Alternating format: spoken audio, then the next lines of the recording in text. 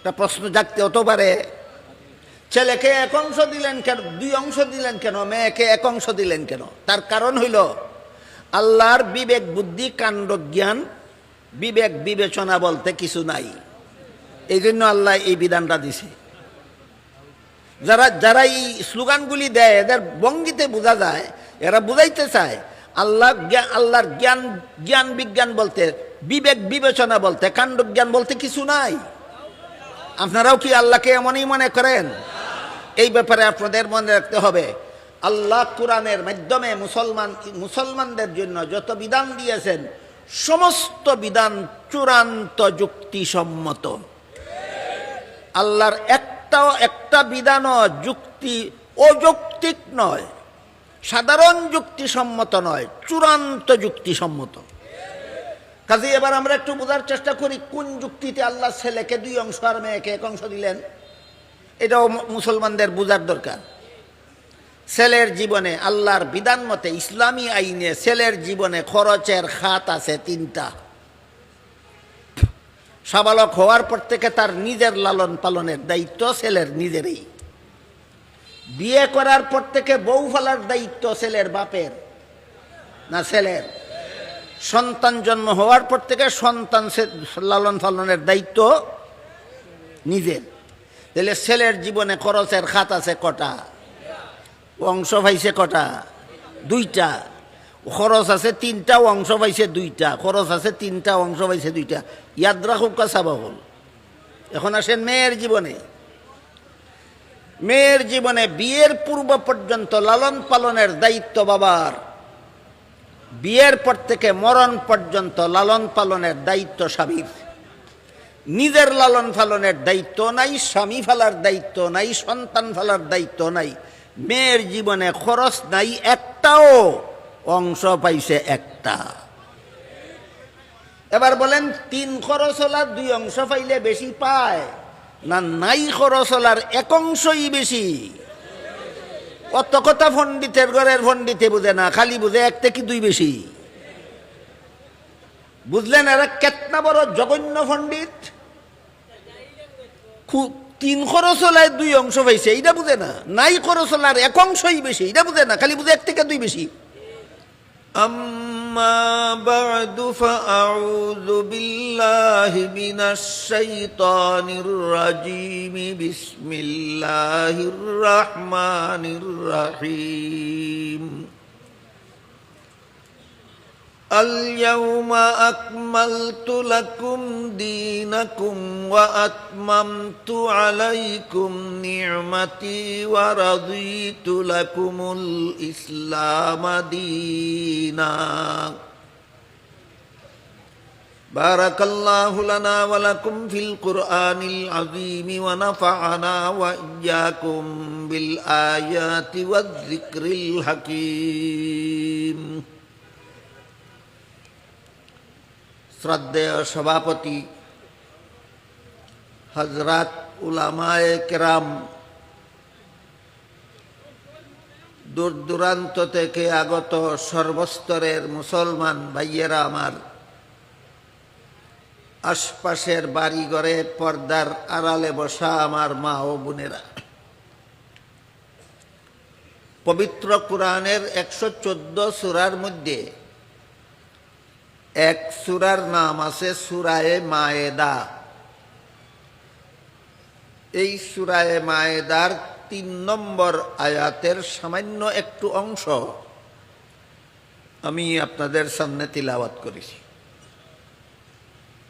এতে আল্লাহ বলেন, আল ইয়াউমা আকমালতু লাকুম দীনাকুম। এর অর্থ হলো আজকে আমি তোমাদের দ্বীনকে পরিপূর্ণ করে দিলাম।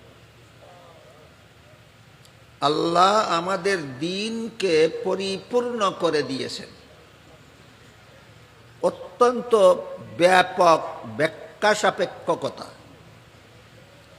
দ্বীন কাকে বলে আর পরিপূর্ণ বলতে কি বোঝায়, একটু বিস্তারিত আলোচনার মাধ্যমে আমাদের বোঝা দরকার। পবিত্র কোরআনের বিভিন্ন আয়াতে আল্লাহ দ্বীন শব্দকে বিভিন্ন অর্থে ব্যবহার করেছেন। যদি সবগুলি আয়াতে আল্লাহ দিন শব্দকে একই অর্থে ব্যবহার করতেন, তাহলে যে কোনো মুসলমান যে কোনো সময় বলতে পারতো যে এই জিনিসটার নাম আমার দিন, কিন্তু পারে না। না পারার কারণ আল্লাহ কোরআনের সব আয়াতে দিন শব্দকে এক অর্থে ব্যবহার করেননি, বিভিন্ন আয়াতে বিভিন্ন অর্থে ব্যবহার করেছে। তবে আল্লাহ যদি আমাকে তৌফিক দেন, আপনারা মনোযোগে শুনেন, তে আমি আমার আলোচনার শেষ পর্যায়ে আপনাদেরকে বলে দেওয়ার চেষ্টা করব, প্রত্যেকেই যেন বলতে পারেন আপনার দিন বলতে আপনি কি বুঝেন। এই প্রশ্নের জবাব যেন সব মুসলমান দিতে পারে, শিক্ষিত হোক অশিক্ষিত হোক, পুরুষ হোক নারী হোক, যে কোনো দেশের মুসলমান হোক, যখন তাকে জিজ্ঞাসা করা হবে তোমার দিন বলতে তুমি কি বুঝো, তখন যেন পরিষ্কার একটা জবাব দিতে পারে, পূর্ণাঙ্গ একটা জবাব দিতে পারে। এই জবাবটা ইনশাআল্লাহ আমি আপনাদের সামনে তুলে দেব। এর আগে আমরা কতগুলি উদাহরণ দেখার চেষ্টা করব, যার মাধ্যমে আমরা বুঝতে পারবো যে আল্লাহ কোরআনের সবগুলি আয়াতে দিন শব্দকে একই অর্থে ব্যবহার করেন না, বরং বিভিন্ন আয়াতে বিভিন্ন অর্থে ব্যবহার করে থাকেন। যেমন ধরুন, সর্বপ্রথম কোরআনের যে আয়াতে আল্লাহ দিন শব্দটা ব্যবহার করেছেন সেটা হলো সূরাতুল ফাতিহার ৩ নম্বর আয়াত। এখানে আল্লাহ বলেছেন মালিকি ইয়াউমিদ্দিন, এই যে দিন শব্দ, এখানে দিন শব্দকে আল্লাহ কর্মফল অর্থে ব্যবহার করেছেন। যেহেতু কিয়ামতের দিন সমস্ত মানুষের কর্মফল দেওয়া হবে, এই জন্য কিয়ামতের দিনকে আল্লাহ এখানে কর্মফল দেওয়ার দিন নামে আখ্যায়িত করেছেন। কাজেই মালিকি ইয়াউমিদ্দিন আয়াতে আল্লাহ দিন শব্দটাকে কর্মফল অর্থে ব্যবহার করেছেন।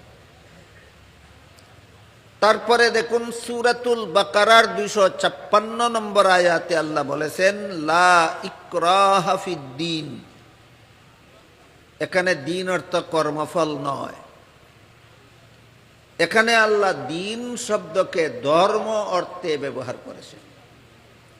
আয়াতের অর্থ হলো ধর্মের বেলায় বল প্রয়োগ চলবে না, বরং সমস্ত ধর্মাবলম্বীরা আপন আপন ধর্ম পালনে স্বাধীন। এই হইল লা ইকরাহা ফিদ্দিন আয়াতের অর্থ। বুঝে থাকলে বলুন তো, এখানে কি দিন কর্মফল অর্থে না ধর্ম অর্থে? ধর্ম অর্থে।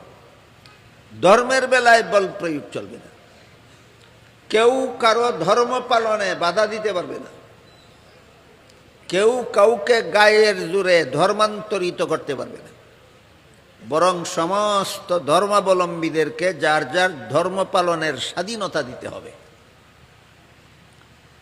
আজকাল নাকি কোনো অমুসলিম দল কোনো ইসলামী রাজনৈতিক দলকে প্রশ্ন করে যে আপনারা কি নির্বাচনে পাশ করলে শরিয়া আইন চালু করবেন দেশে? দেশে যদি শরিয়া সঠিক অর্থে যদি শরিয়া আইন চালু হয়, তাহলে অন্যান্য ধর্মাবলম্বীদের ধর্ম পালনের সুযোগ থাকবে না। এটাই বুঝলেন এতক্ষণে আপনারা? দেশে যদি শরিয়া আইন চালু হয়, তাহলে কোরআন কি বলে? সমস্ত ধর্মাবলম্বীরা আপন আপন ধর্ম পালনের স্বাধীন। আজ পর্যন্ত বাংলাদেশে শরিয়া আইন চালু না হওয়ার কারণে এক ধর্মাবলম্বী আর এক ধর্মের অনুষ্ঠানে হামলা।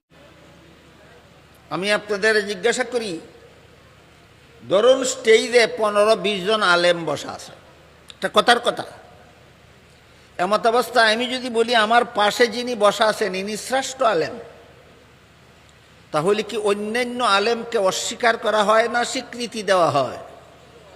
অস্বীকার করা হয়। একজনকে শ্রেষ্ঠ বললে অন্যরা আলেম থাকেন না? থাকেন, কিন্তু শ্রেষ্ঠ না।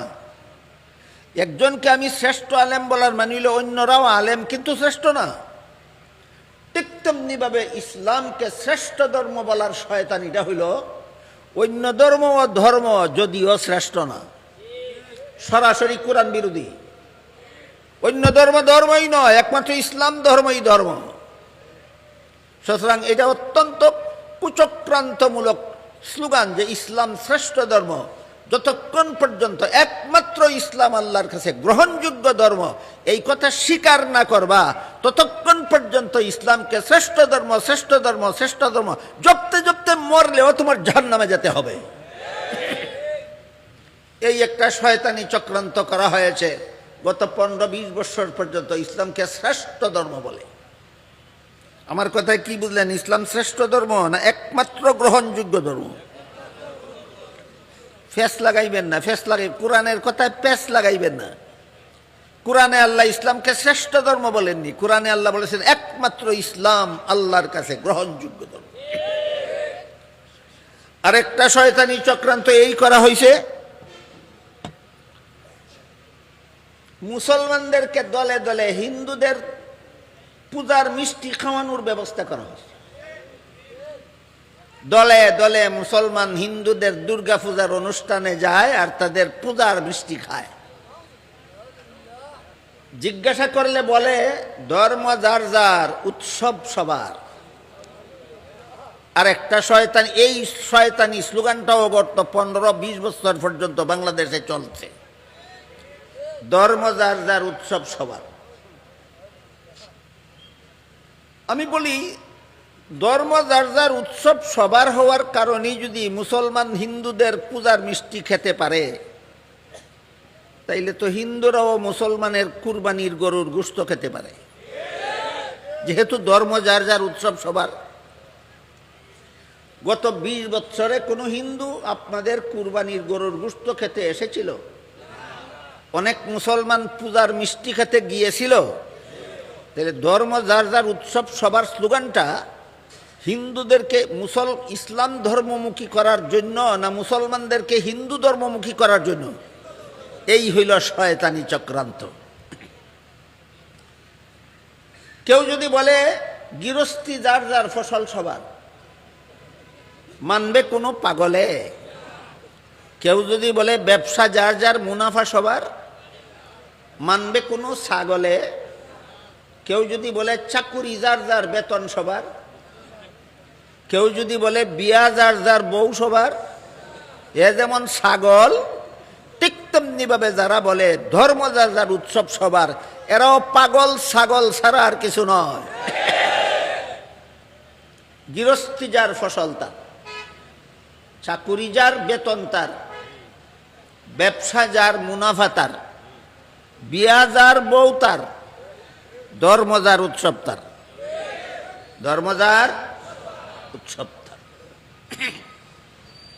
তাহলে সূরাতুল বাকারার 256 নম্বর আয়াতে যে আল্লাহ বলে দিলেন সমস্ত ধর্মাবলম্বীরা আপন আপন ধর্ম পালনে স্বাধীন, এর অর্থ কি সব ধর্মই গ্রহণযোগ্য? তাহলে স্বাধীনতা দিলেন কেন? এই প্রশ্নের জবাব কিন্তু বাকি রয়েছে। তাহলে স্বাধীনতা দিলেন কেন? সবগুলি ধর্ম যদি আল্লাহর কাছে গ্রহণযোগ্য না হয়, ইসলাম ছাড়া আর কোনো ধর্মই আল্লাহর কাছে গ্রহণযোগ্য নয়, তাহলে অন্যান্য ধর্ম পালনের স্বাধীনতা দিলেন কেন? এই প্রশ্নের জবাবটা আমি একটা উদাহরণের মাধ্যমে দিয়ে থাকি, বলি আপনাদের। আজকাল যে কোনো শিক্ষা প্রতিষ্ঠানে ছাত্রদেরকে শিক্ষাদান সমাপ্ত করার পর ছাত্রদের পরীক্ষা নেওয়া হয়। পরীক্ষার্থী ছাত্ররা যখন পরীক্ষার হলে প্রশ্নপত্র হাতে নিয়ে বসে, সবাই কি প্রশ্নের সঠিক জবাব লেখে? না অনেকে ভুলও লেখে? ভুল লেখলে পাস করবে না ফেল করবে? ভুল লেখলে যে ফেল করবে এতে কোনো সন্দেহ আছে? তাহলে ভুল লেখলে ফেল করবে কোনো সন্দেহ নাই, জানে, তারপরেও লিখতে বাধা দেয় না কেন? আমার প্রশ্নের যেই জবাব তোমার প্রশ্নের সেই জবাব। তুমি জানো এই পরীক্ষার্থী প্রশ্নের জবাব ভুল লিখতেছে, ফেল করবে নিশ্চিত, বাধা দাও না কেন? এই প্রশ্নের যেই জবাব ইসলাম ছাড়া অন্য ধর্মাবলম্বীদের ধর্ম আল্লাহর কাছে গ্রহণযোগ্য হবে না, তাহলে আমরা বাধা দেব না কেন? এই প্রশ্নেরও সেই জবাব হলো নিয়ম রক্ষার জন্য। পরীক্ষার হলে ছাত্র প্রশ্নের জবাব ভুল লেখলে বাধা দেওয়ার নিয়ম নাই। না ভুল লেখলেও ফাঁস করবে, না বাধা দেওয়ার নিয়ম নাই। কেন নিয়ম নাই? বাধা দিলে এটার পরীক্ষা থাকে না। পরীক্ষার্থী ছাত্র প্রশ্নের জবাব ভুল লেখলে যদি বাধা দেওয়া হয় সেটা পরীক্ষা থাকে না, এই জন্য বাধা দেওয়ার নিয়ম নাই। ঠিক তেমনিভাবে দুনিয়াতে কেউ ভ্রান্ত ধর্ম পালন করলে বাধা দেওয়ার নিয়ম নাই। কেন নিয়ম নাই? তুমি হক পথে জীবনযাপন করো না বাতিল পথে জীবনযাপন করো, এটা পরীক্ষার জন্যই আল্লাহ তোমাকে দুনিয়াতে পাঠাইছেন। এবার যদি তোমার বাতিল ধর্ম পালনে বাধা দেওয়া হয় তাহলে তোমাকে দুনিয়াতে পাঠাবার কোনো দরকারই ছিল না। পরীক্ষার্থী ছাত্রকে যেমন ভুল লেখলে বাধা দেওয়ার নিয়ম নাই, দুনিয়াতেও কেউ বাতিল ধর্ম পালন করলে তাকে বাধা দেওয়ার নিয়ম নাই। এই সুযোগে যদি কোনো পরীক্ষার্থী ইচ্ছামতো প্রশ্নের জবাব ভুল লেখে তাহলে যেভাবে তার কপালে গুড়ার ডিম ছাড়া আর কিছু নাই, ঠিক তেমনিভাবে এই সুযোগে যদি দুনিয়াতে কেউ ইচ্ছামতো ভ্রান্ত ধর্ম পালন করে, আল্লাহ বলেন ওয়াহুয়া ফিল আখিরাতি মিনাল খাসিরিন, তার কপালেও পরকালে জাহান্নাম ছাড়া আর কিছু নেই। গেল দিন শব্দের 2 নম্বর অর্থ। মালিক ইয়াউমিদ্দিন আয়াতে দিন শব্দকে আল্লাহ কর্মফল অর্থে ব্যবহার করেছেন। লা ইকরাহা ফিদ্দিন আয়াতে আল্লাহ দিন শব্দকে ধর্ম অর্থে ব্যবহার করেছেন। তারপরে দেখুন সূরা শূরা এর 13 নম্বর আয়াতে আল্লাহ বলেছেন আকিমুদ্দিন। এখানে দিন শব্দ ধর্ম কর্মফল অর্থেও নয়, ধর্ম অর্থেও নয়। এখানে আল্লাহ দিন শব্দকে সহি আকীদা অর্থে ব্যবহার করেছেন। আকিমুদ্দিনের অর্থ হইল হে মুসলমানেরা তোমরা সহি ইসলামের সহি আকীদায় অটল থাকো। সহি আকীদা শব্দ দুইটাই আরবি ভাষা। কেউ যদি বলেন আমরা আরবি ভাষার শব্দ বুঝি না, তাহলে আমি বাংলায় বলে দেব, সহি আকীদার বাংলা হলো বিশুদ্ধ মতবাদ। সহি আকীদার বাংলা বিশুদ্ধ মতবাদ। তাহলে আকিমুদ্দিনের অর্থ হইল তোমরা ইসলামের বিশুদ্ধ মতবাদে অটল থাকো, ইসলামের নামে ভ্রান্ত মতবাদ পোষণ করবা না। কেন আল্লাহ আয়াতটা নাজিল করেছিলেন? যত কারণে নাজিল করেছিলেন এর মধ্যে একটা কারণ, মক্কার কুরাইশ বংশের লোকেরা করত মূর্তি পূজা। জানেন কেউ? মক্কার কুরাইশ বংশের লোকেরা কিসের পূজা করত? মূর্তি পূজা। আর দাবি করত আমরা ইব্রাহিম আলাইহিস সালামের ধর্মের অনুসারী। কার ধর্মের অনুসারী দাবি করত? ইব্রাহিম আলাইহিস সালামের। ইব্রাহিম আলাইহিস সালাম মূর্তি পূজার ধর্ম প্রচার করেছিলেন না ইসলাম ধর্ম? ইসলাম ধর্ম। তো তোমরা যদি ইব্রাহিম আলাইহিস সালামের অনুসারী হয়ে থাকো তাহলে তো তোমাদের ধর্ম ইসলাম। ইসলামে তো মূর্তি পূজা নাই, সুতরাং ইসলামের নামে ভ্রান্ত মতবাদ পোষণ করা যাবে না। ভ্রান্ত মতবাদ পোষণ করলে ইসলামের নাম ব্যবহার করা যাবে না, আর ইসলামের অনুসারী হলে ভ্রান্ত মতবাদ পোষণ করা যাবে না। এই শিক্ষা দিয়ে আল্লাহ আয়াত নাজিল করে বলেন আকিমুদ্দিন, ইসলামের সহি আকীদায় অটল থাকো, ইসলামের বিশুদ্ধ মতবাদে অটল থাকো। আজকাল অনেকে সহি আকীদা শব্দ দুইটা কইলে বুঝে না, তো বুঝেই না, আরো ব্যঙ্গ করে, কয় আপনাদের আকীদা নিয়ে আপনারা বসে থাকেন। এখন আকীদা সহি, কার আকীদা সহি আর কার আকীদা গলত, এগুলি খোঁজাখুঁজির সময় নাই।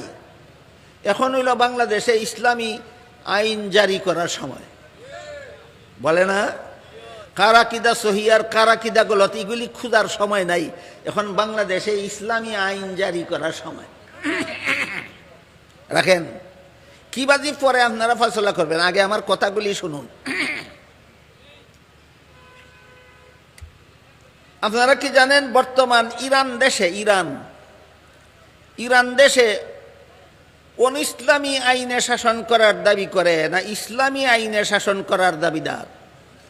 ইরান, বর্তমান ইরান সরকার অনিসলামী শাসনের দাবিদার না, এরা ইসলামী শাসনের দাবিদার।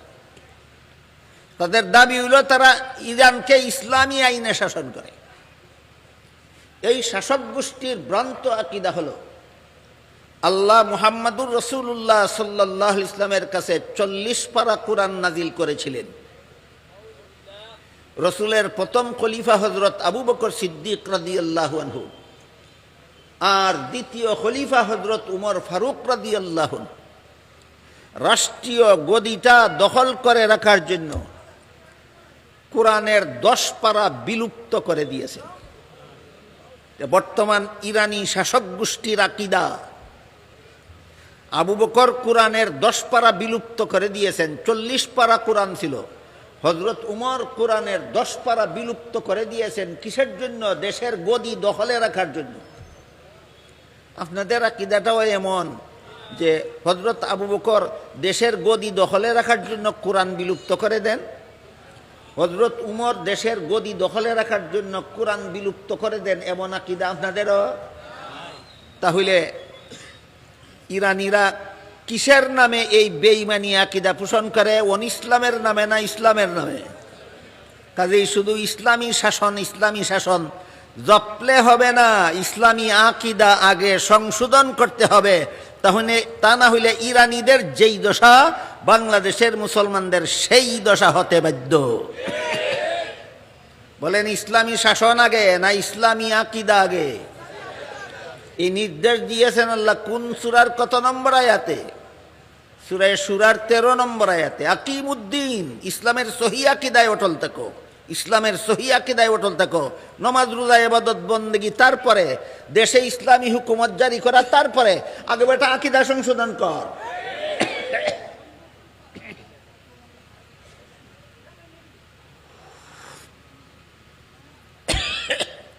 আপনারা কি বিশ্বাস করেন আল্লাহ 40 পারা কোরআন নাজিল করেছিলেন, রাসূলের 2 খলিফা গদি দখলের জন্য 10 পারা বিলুপ্ত করে দিয়েছিলেন?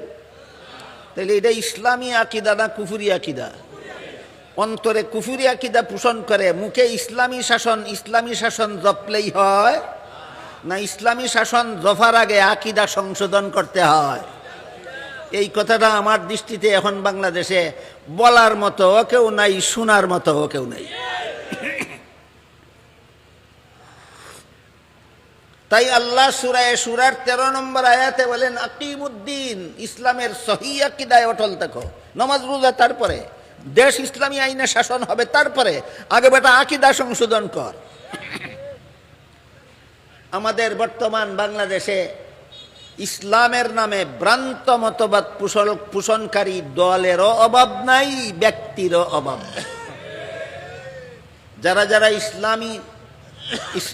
যারা ইসলামের নামে ভ্রান্ত আকীদা পোষণ করে বাংলাদেশে, এদের একটা দলের নাম কাদিয়ানি। একটা দলের নাম কাদিয়ানি। কাদিয়ানিরা নিজেদের দলের নাম দিয়েছে আহমদিয়া মুসলিম জামাত। মুসলিম জামাত অর্থ মুসলমানের দল। বলুন, কাদিয়ানিরা নিজেদেরকে ও মুসলমানের দল বলে না মুসলমানের দল? আকীদা কুফরি, ওই ইরানিদের মতো মুসলমানের দল দাবি করে আর কুফরি আকীদা পোষণ করে। কাদিয়ানীদের কুফরি আকীদা কি?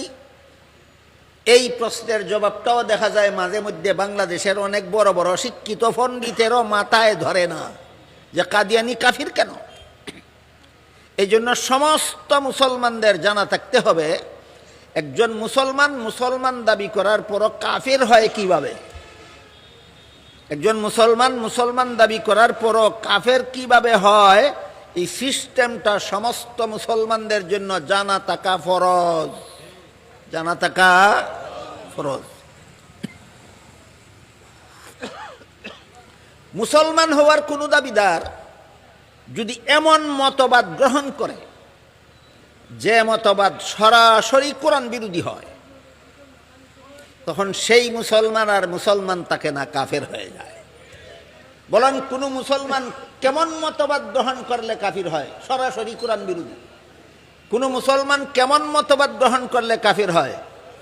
সরাসরি কোরআন বিরোধী। সরাসরি কোরআন বিরোধী মতবাদ গ্রহণ করলে মুসলমান কাফির হয়। যেমন কোরআনে আল্লাহ বলেন, আমানার রাসূলু বিমা উনজিলা ইলাইহি মির রাব্বিহি ওয়াল মুমিনুন। আল্লাহর পক্ষ থেকে রাসূলের কাছে যা কিছু নাজিল করা হয়েছে এগুলি কি ইসলামী বিধান নয়? আল্লাহর কাছ থেকে রসুলের কাছে যাবতীয় ইসলামী বিধান নাজিল করা হয়েছে কিনা? আল্লাহ বলেন এই সবগুলি বিশ্বাস করেন, স্বয়ং রসুলও ইসলামের সমস্ত বিধান বিশ্বাস করে মুমিন মুসলমানেও। এখন যদি কেউ বলে আমরা শরিয়া আইনে বিশ্বাসী নই, কি গুড়ার ডিম বিশ্বাস করে তুমি মুসলমান হয়েছিলা? যে বলে আমি শরিয়া আইনে বিশ্বাসী না, হে কোন গুড়ার ডিম বিশ্বাস করে মুসলমান হয়েছিল? শরিয়ান মানে আল্লাহর বিধান, আল্লাহর বিধান মানে ইসলামী আইন। ইসলামী আইন যে বিশ্বাস করে না সে মুসলমান নয়। সে যদি মুসলমান হওয়ার দাবি করে এটা ইসলামের নামে ভ্রান্ত মতবাদ, ইসলামের নামে ভ্রান্ত মতবাদ। মজার ব্যাপার আছে, ইসলামী আইন মানি না, শরিয়া আইন মানি না, আল্লাহর বিধান মানি না কেন বলে? বিরাট রহস্য আছে। কি রহস্য? ইসলামী আইনে চুরি বন্ধ করার ব্যবস্থা আছে, ইসলামী আইনে ডাকাতি বন্ধ করার ব্যবস্থা আছে, ইসলামী আইনে জিনা ব্যভিচার বন্ধ করার ব্যবস্থা আছে, ইসলামী আইনে সুদকুরি বন্ধ করার ব্যবস্থা আছে, ইসলামী আইনে ঘুষ বন্ধ করার ব্যবস্থা আছে, ইসলামী আইনে মদ বন্ধ করার ব্যবস্থা আছে, ইসলামী আইনে গাঁজা বন্ধ করার ব্যবস্থা আছে, ইসলামী আইনে দুর্নীতি বন্ধ করার ব্যবস্থা আছে, ইসলামী আইনে জালিয়াতি বন্ধ করার ব্যবস্থা আছে, ইসলামী আইনে জিনা বন্ধ করার ব্যবস্থা আছে। সুতরাং যারা চোর এরা ইসলামী আইন মানে না, মানলে আর চুরি করতে পারবে না। ডাকাতেরা ইসলামী আইন মানে না, কেন মানলে ডাকাতি করতে পারবে না।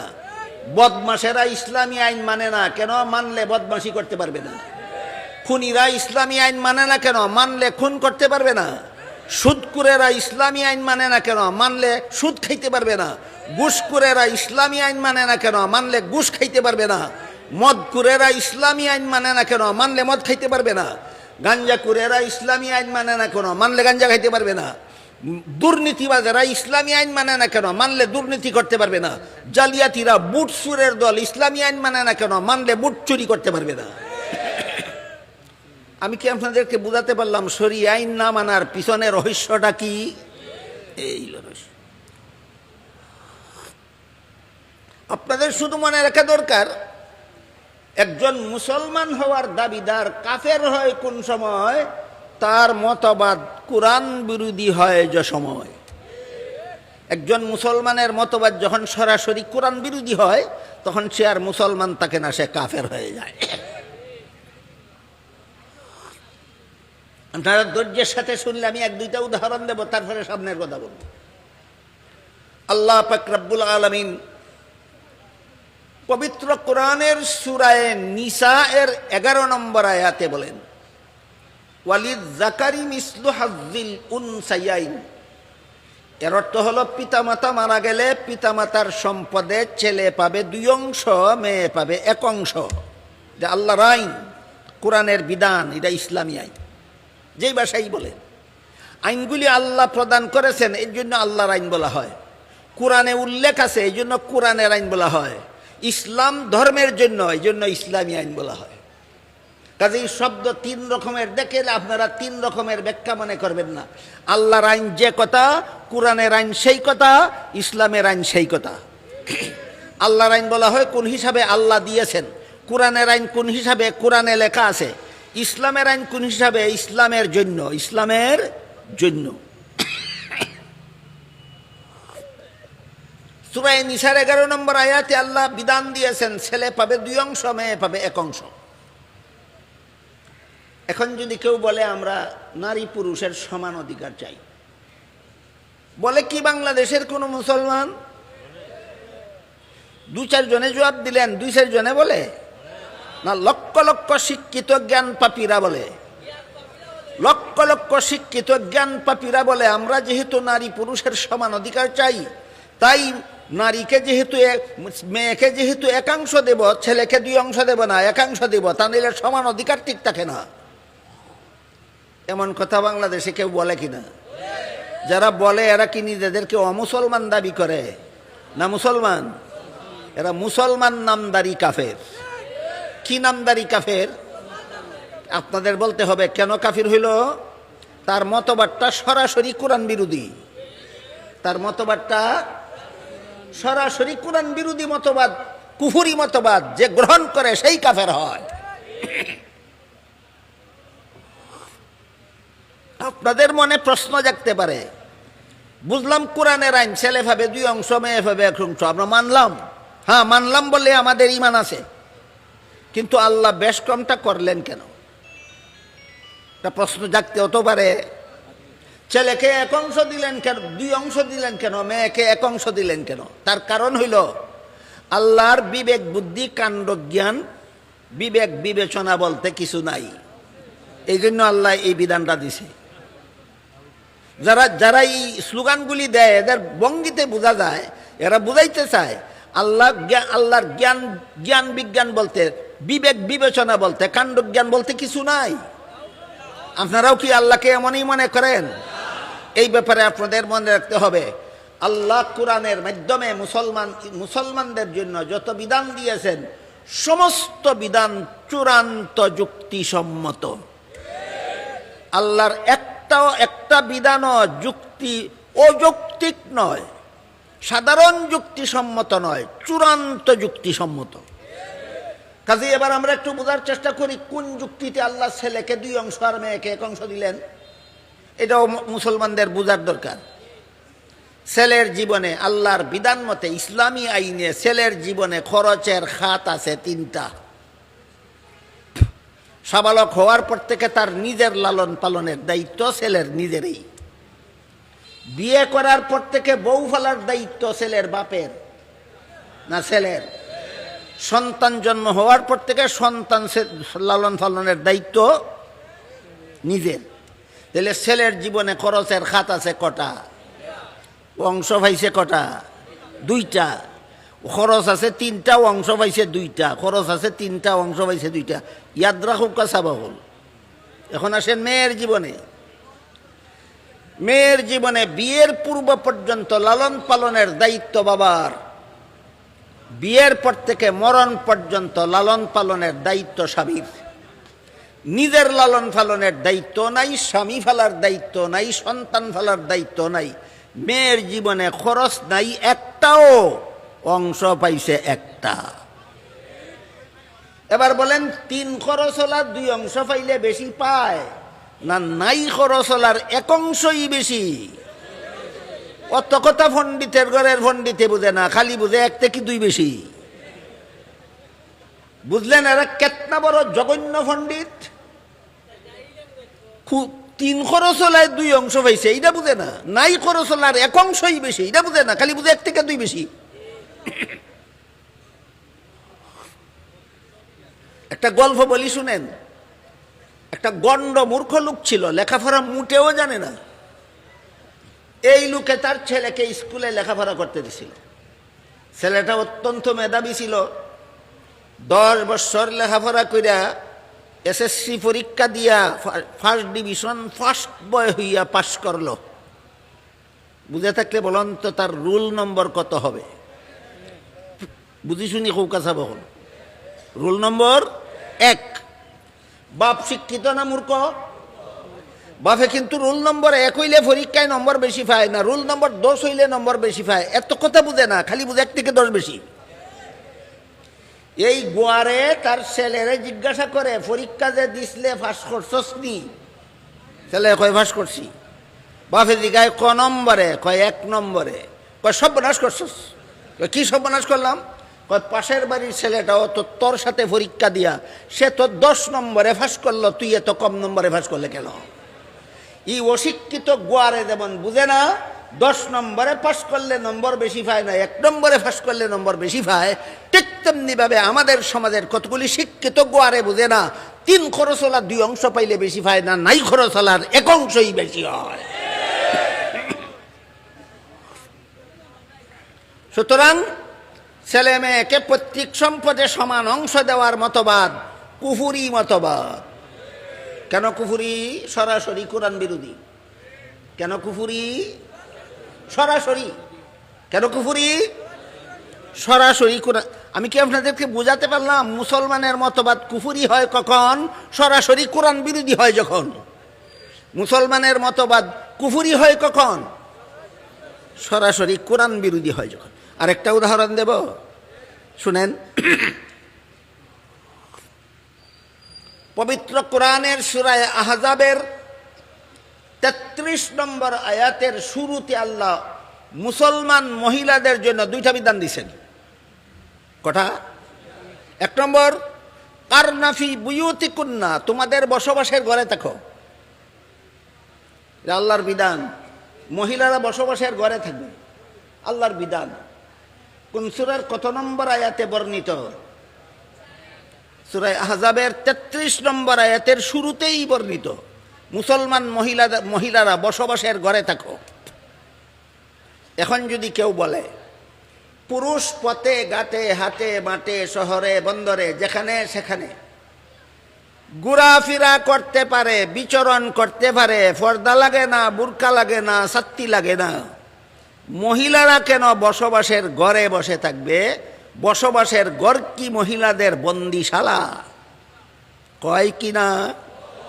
1-2 জনে কয় না, লক্ষ লক্ষ? বলেন এদের মতবাদ কোরআনী মতবাদ না কোরআন বিরোধী মতবাদ? কোরআন বিরোধী মতবাদের আরেক নাম কুফরি মতবাদ।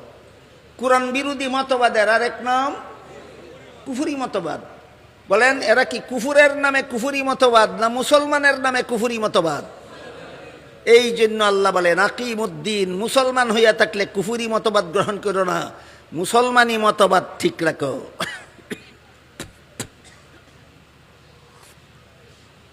যুক্তিবাদীরা এখানে এসো প্রশ্ন করবে, কোন যুক্তিতে? পুরুষ পথে ঘাটে হাটে মাঠে শহরে বন্দরে যেখানে সেখানে বিচরণ করবে, মহিলারা বসবাসের ঘরে থাকবে কোন যুক্তিতে? অযৌক্তিকভাবে। আল্লাহ অযৌক্তিক বিধান দেন। যুক্তি, জ্ঞান বিজ্ঞান, যুক্তি তর্ক আল্লাহর বুঝার কোনো যোগ্যতাই নাই না। চূড়ান্ত যুক্তিসম্মত।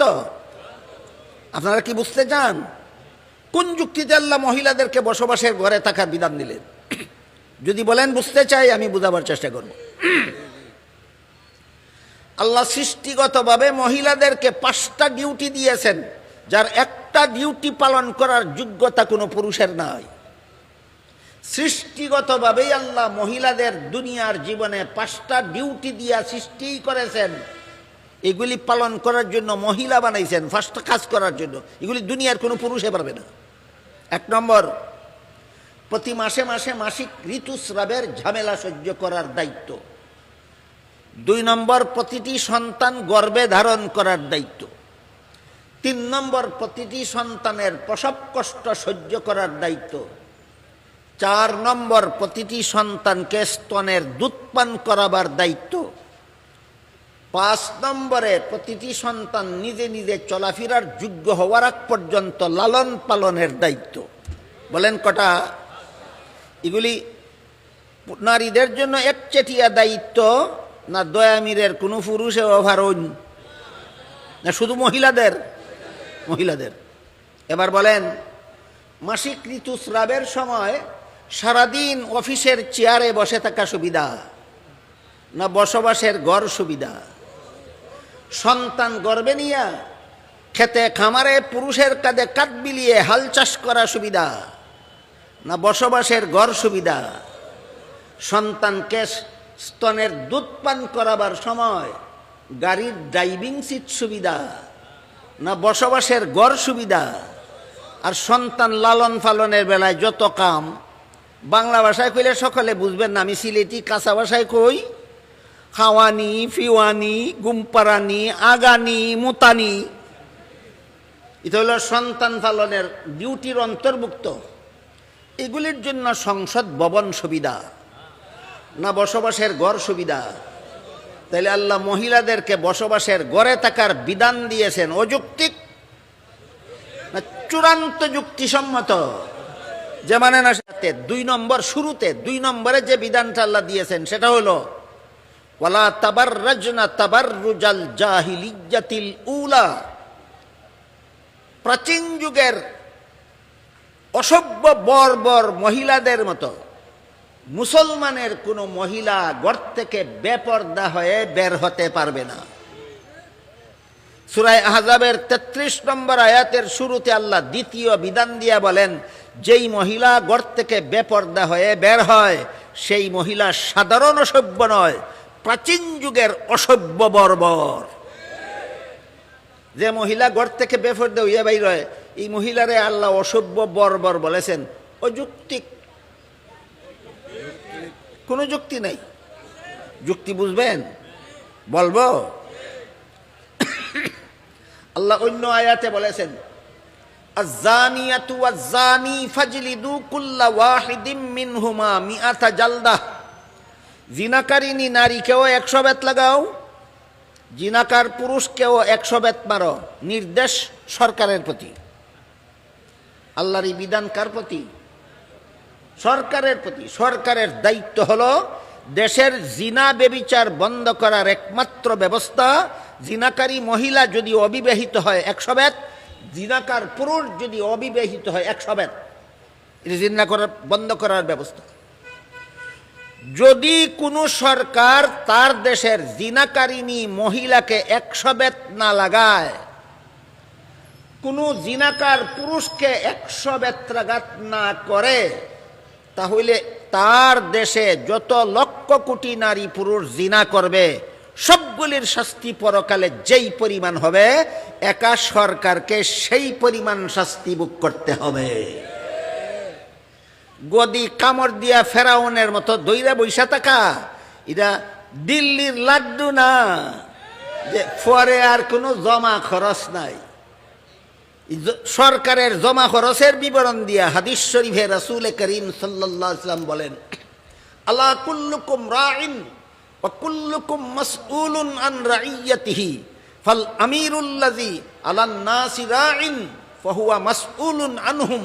সারমর্ম হলো, রাসূল বলেন, দেশের সরকারকে দেশের সমস্ত জিনাকার সম্পর্কে জিজ্ঞাসাবাদ করা হবে, সমস্ত চোরের ব্যাপারে জিজ্ঞাসা করা হবে, সমস্ত খুনিদের ব্যাপারে জিজ্ঞাসা করা হবে, সমস্ত দুষ্কৃতিকারীদের ব্যাপারে সরকারকে জিজ্ঞাসা করা হবে। তোর দেশের মানুষ সুদ করছিল কেন? তোর দেশের মানুষ কেন ঘুষখোর ছিল? তোর দেশের মানুষ কেন দুর্নীতিবাজ ছিল? তোর দেশের মানুষ কেন বদমাশ ছিল? তোর দেশের মানুষ কেন খুনি ছিল? কেন আল্লাহর বিধান চালুকিরা এই অপরাধ বন্ধ করলে না? এই কারণে দেশের লক্ষ কোটি জনগণের এই সমস্ত অপরাধের যে শাস্তি, ফেরাউনের মতো গদিটাতে কামড় দিয়া দইরা রাখছিলে 5 বছর, এই জন্য তোর একা বহন করতে হবে লক্ষ কোটি জনগণের সমান শাস্তি। তাই জিনাকারকে বেত্রাঘাত করো, নির্দেশটা কার প্রতি? সরকারের। নির্দেশ কার প্রতি? সরকারের প্রতি। যদি সরকার করে না তাইলে কি? ওইটার জবাব দিলাম। বুঝে থাকলে বলেন, যদি সরকার জিনাকারকে বেত্রাঘাত করে না তাইলে কি? তাইলে আখিরাতে ফেরাউনের যেই দশা, সরকারের সেই দশা। সরকার যদি আল্লাহর বিধান মতো জিনা বন্ধ করার ব্যবস্থা করে না, তাহলে কি? ফেরাউনের যেই দশা, সরকারের সেই দশা।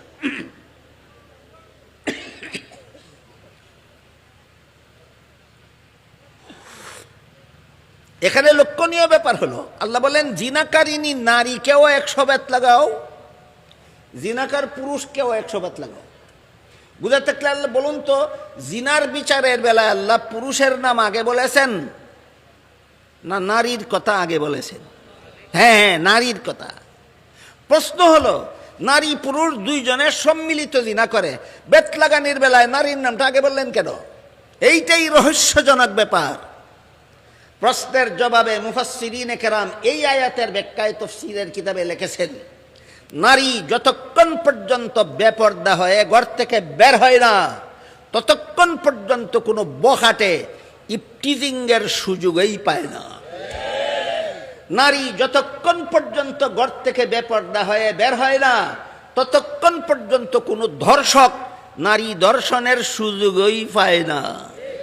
তাইলে এবার বলেন, দর্শকেরা ফতেঘাটে নারী দর্শন করে, বখাটেরা ফতেঘাটে ইফটিজিং করে, সুযোগ দেয় কে? ঘর থেকে বেপর্দা হয়ে বের হয়ে যায়। তাইলে জিনা পুরুষে জিনা আগে করলো না বেপর্দা মহিলায় সুযোগ আগে দিল?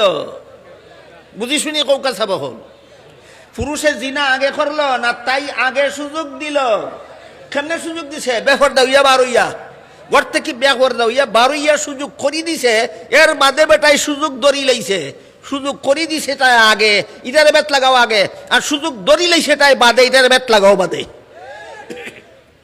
সুতরাং অসভ্য বর্বর বলাটা আল্লাহর যুক্তি জ্ঞান বিজ্ঞান যুক্তি তর্ক আল্লাহ বুঝেন না এই জন্য বেফরদা নারীদেরকে অসভ্য বর্বর বলেছেন না বেফরদা হয়ে ঘর থেকে বের হওয়াটাই অসভ্যতা আর বর্বরতার মূল চাবিকাঠি কথা বুঝলেন কি এই জন্য আল্লাহ সূরা আহজাবের ৩৩ নম্বর আয়াতের শুরুতে যে দুইটা বিধান দিয়েছেন ১ নম্বর মহিলারা ঘরে বসবাস করবে ২ নম্বরে কোনো দরকারে ঘর থেকে বের হলে অসভ্য বর্বরদের মতো বেপর্দা হয়ে বের হবে না সুতরাং বেপর্দা হয়ে ঘর থেকে বের হওয়ার মতবাদ যদি কেউ বিশুদ্ধ মতবাদ মনে করে তাহলে এটা সরাসরি কুরআন বিরোধী ঈমান থাকে না মুসলমান কাফের হয়ে যায়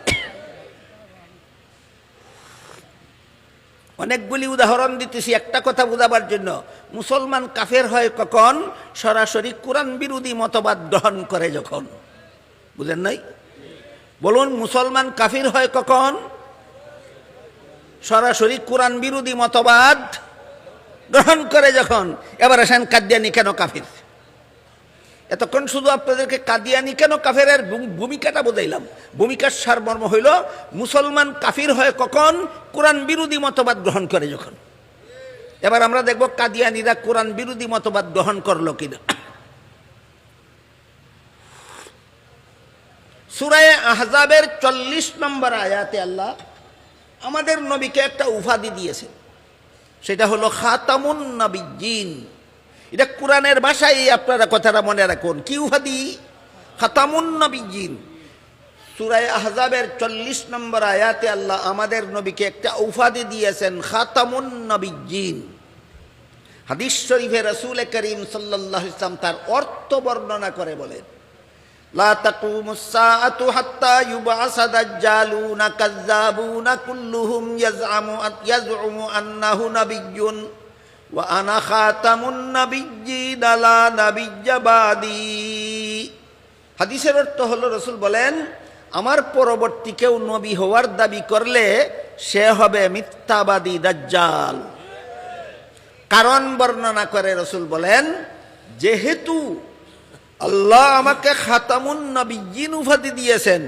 এর অর্থ হলো আমার পরে কোনো নবী নাই আমি শেষ নবী তাই আমার পরে যে নবী দাবি করবে সে হবে মিথ্যাবাদী দাজ্জাল এবার বলুন আমাদের নবীকে যে আল্লাহ উপাধি দিয়েছিলেন খাতামুন নবিয়্যিন এর অর্থটা কি শেষ নবী অর্থটা কি শেষ নবী কাদিয়ানীরা মানে না কাদিয়ানীরা আমাদের নবীকে শেষ নবী মানে না এর মানে হইল সূরা আহজাবের ৪০ নম্বর আয়াত মানে না যে কোরআনের আয়াত মানে না সে মুসলমান থাকে না কাফের হইয়া যায়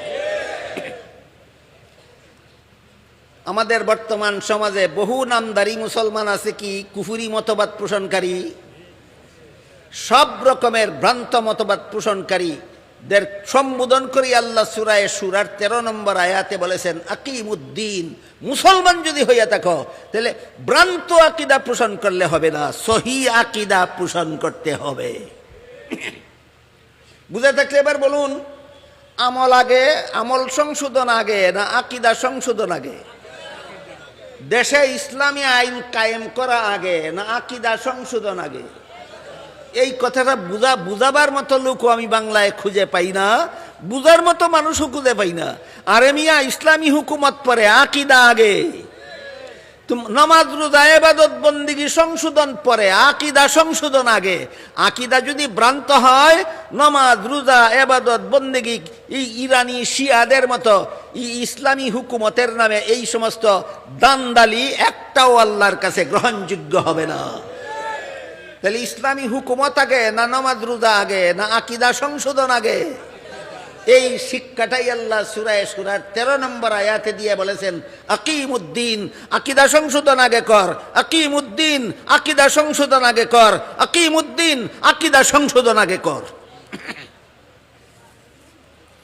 ইসলামের নামে ভ্রান্ত আকীদা দুই রকমের আছে এক রকমের ভ্রান্ত আকীদার দ্বারা কাফের হয়ে যায় কোন ধরনের ভ্রান্ত আকীদার দ্বারা কাফির হয়ে যায়? যে ভ্রান্ত আকীদার সরাসরি কোরআন বিরোধী। মনে আছে? জীবনভর মনে থাকবে। কোন আকীদার দ্বারা কাফির হয়? সরাসরি কোরআন বিরোধী। কোন আকীদার দ্বারা সরাসরি কাফির হয়? সরাসরি কোরআন বিরোধী। আরেক রকমের ভ্রান্ত আকীদা আছে, সরাসরি কোরআন বিরোধী না, তবে কোরআনের অপব্যাখ্যামূলক। একরকমই না, ব্যবধান আছে। একটা ভ্রান্ত আকীদা হইল সরাসরি কোরআন বিরোধী, আরেক রকমের ভ্রান্ত আকীদা আছে সরাসরি কোরআন বিরোধী না, তবে কোরআনের অপব্যাখ্যামূলক। কোরআনের অপব্যাখ্যার ভিত্তিতে যদি ভ্রান্ত আকীদা পোষণ করে, তাহলে সরাসরি কাফিরও হয় না, নির্ভেজাল মুসলমানও থাকে না, সে হয়ে যায় মুসলমান নামের ভেজাল। এর একটা উদাহরণ, ধরুন এক গ্লাস পানির মধ্যে 1 চামচ কেরোসিন তেল ঢেলে দিলেন। পানি কত খান চাব হল? কেরাসিন কত খান? পানি বেশি না কেরাসিন বেশি? পানি বেশি। পানি ওই রইছে, এটা কেরাসিন হইছে না। পানি রইছে দরৌকা 100 চামচ আর কেরাসিন 1 চামচ, কিন্তু এই পানি নির্ভেজাল পানি নয়। 1 চামচ কেরাসিনের মিশ্রণের কারণে এই পানি আর পান করার যোগ্য থাকে না। ঠিক তেমনিভাবে যে সমস্ত মুসলমানেরা কোরআনের ভ্রান্ত ব্যাখ্যার ভিত্তিতে ভ্রান্ত মতবাদ পোষণ করে, এরা 16 আনা কাফিরও হয় না, নির্ভেজাল মুসলমানও থাকে না, কেরাসিন মিশ্রিত পানির মতো হয়ে যায়। যেমনভাবে কেরাসিন মিশ্রিত পানি পান করার যোগ্য থাকে না, এই দ্বিতীয় প্রকার ভ্রান্ত মতবাদের কারণে মুসলমান জাহান্নাম থেকে নাজাত পাওয়ার যোগ্য থাকে না। রাসূল করিম এই মর্মেই হাদিস শরীফে বলেছেন, সিনতানে ওয়া সাবউনা ফিন্নার। এইরকম ভ্রান্ত ব্যাখ্যার ভিত্তিতে যত ভ্রান্ত মতবাদ পোষণ করবে, যত দলের মুসলমান, সবগুলি জাহান্নামী হবে। এবার এর একটা উদাহরণ দিই, শুনেন। বলবো আর একটু শুনবেন। এবার কোন প্রকারের ভ্রান্ত মতবাদের আলোচনা? যে ভ্রান্ত মতবাদ সরাসরি কোরআন বিরোধী না, কিন্তু কোরআনের অপব্যাখ্যামূলক, কোরআনের অপব্যাখ্যার ভিত্তিতে ভ্রান্ত আকীদা। পবিত্র কোরআনের বিভিন্ন আয়াতে আল্লাহ পাক রব্বুল আলামিন আদম আলাইহিস সালামের জান্নাতে অবস্থানকালীন ঘটনা বর্ণনা করেছেন। সেখানে আল্লাহ বলেছেন, ফাকুলু ওয়াশরাবু হাত্তা, সেখানে আল্লাহ বলেছেন, ইয়া আদম উসকুন আনতা ওয়া যাওজুকাল জান্নাতা ওয়া কুলা মিনহা রাগাদান হাইসু শিতুমা ওয়ালা তাকরাবা হাযিহিস শাজারাতা ফাতাকুনা মিনাজ জালিমিন।